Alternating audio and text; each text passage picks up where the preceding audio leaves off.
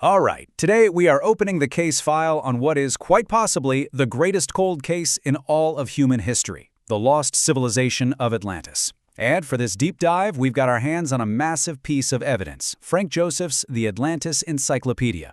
Think of this book as our case file, our evidence locker, and we're going to approach this like a real investigation.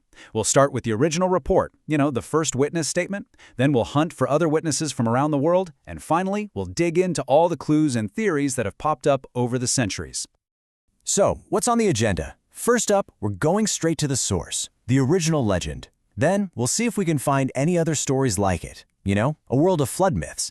After that, we'll jump forward to the modern quest for Atlantis, examine the actual evidence people have put on the table, and wrap it all up by asking, why are we still so obsessed with this story? Every good investigation needs a starting point, right? A patient zero. For Atlantis, our case file opens with one guy, the Greek philosopher Plato. Over 2,400 years ago, he's the one who wrote it all down. And honestly, almost everything we think we know about Atlantis, it all comes back to what he said. Wow. Plato really doesn't pull any punches, does he? This comes from his work, the Timaeus, and it sets one heck of a scene. This isn't some slow fade into history. Nope.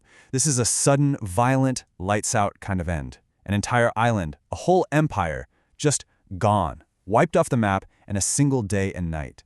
It's this one absolutely terrifying idea that kicked off this whole mystery. Okay, so let's break down this witness statement. What are the key details? Plato says he's relaying a story passed down from the statesman Solon. First, we're talking about a massive island empire. Huge, bigger than modern-day Libya and Turkey put together.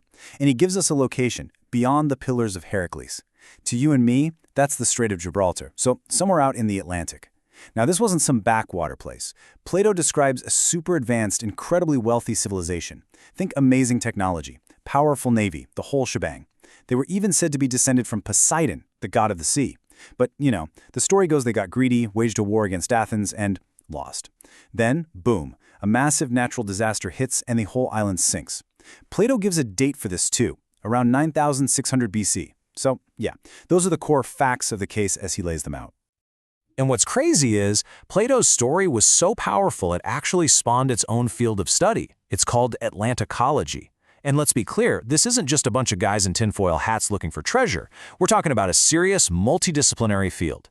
You've got archaeologists looking for ruins, geologists searching for a sunken continent, linguists hunting for a lost mother tongue, all of them trying to solve the puzzle that Plato left for us. All right, moving on. Now, think about it. If something so huge, a whole continent sinking, actually happened, you'd expect more than one person to talk about it, right? Plato's story couldn't be the only one.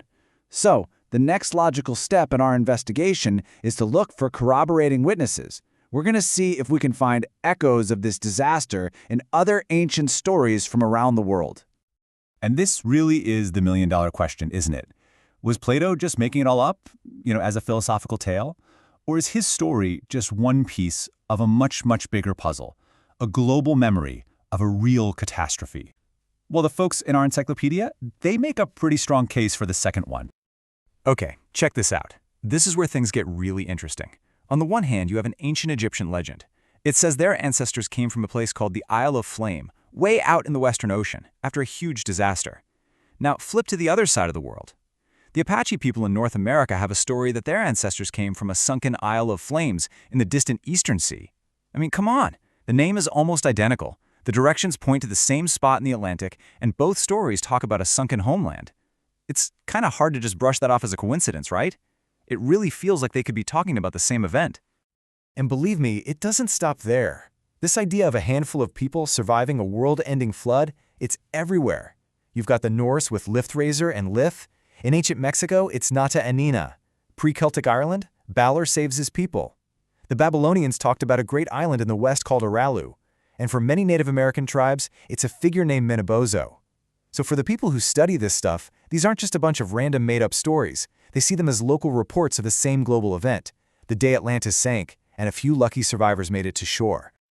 So, for hundreds and hundreds of years after the Roman Empire, the case of Atlantis basically went cold. Most scholars just wrote it off as a myth, a fairy tale.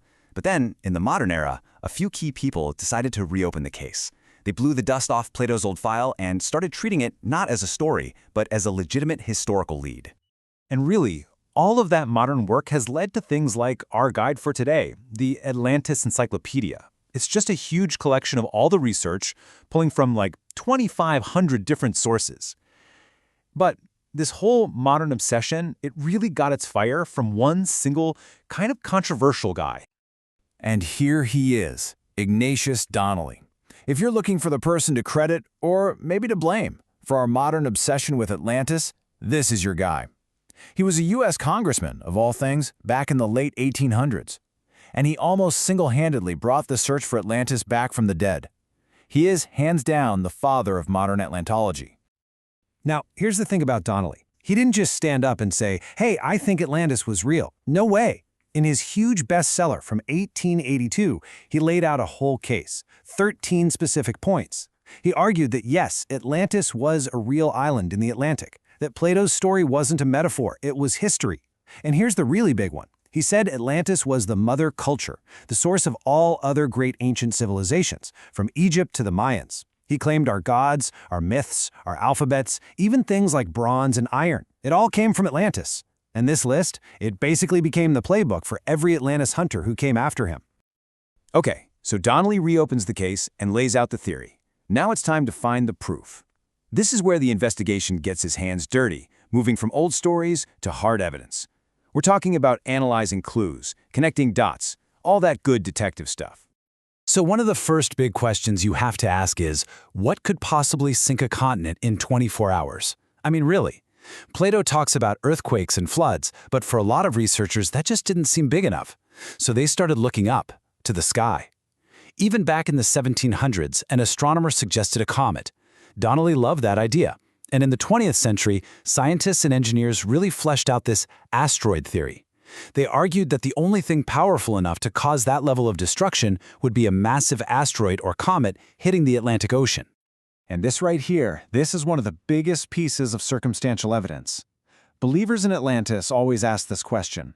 How do you explain things like step pyramids and sun worship popping up in both ancient Egypt and in the Mayan civilization? You know, two cultures separated by a giant ocean. Did they just happen to invent the same things independently?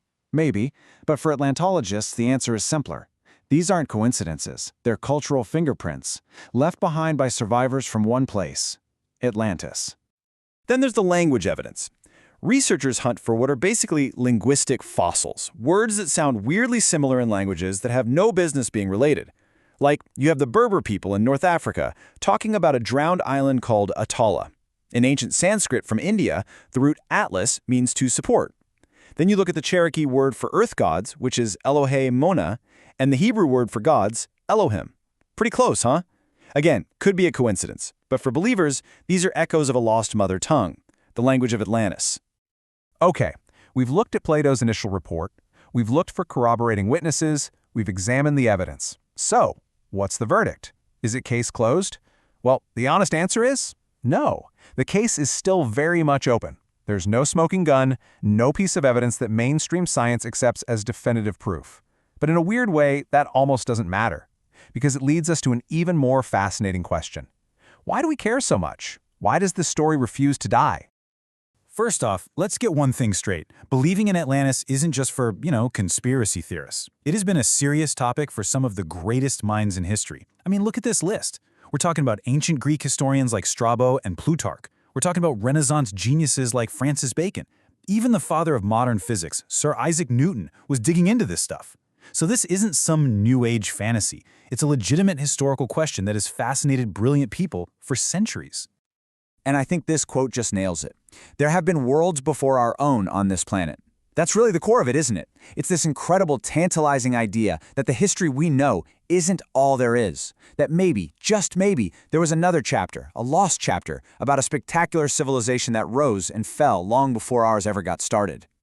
And that's really where we have to leave the case file today. So in the end, whether Atlantis was a real place or just a powerful story, it doesn't seem to matter. It's still with us. So the real question we're left with is, why? Why do we want to believe in it so badly? What is it about the idea of a lost, perfect world that speaks to us? Is it some kind of ancient memory? Is it a warning for our own future? Or is it just a story that gives us hope? Maybe that's the real mystery of Atlantis.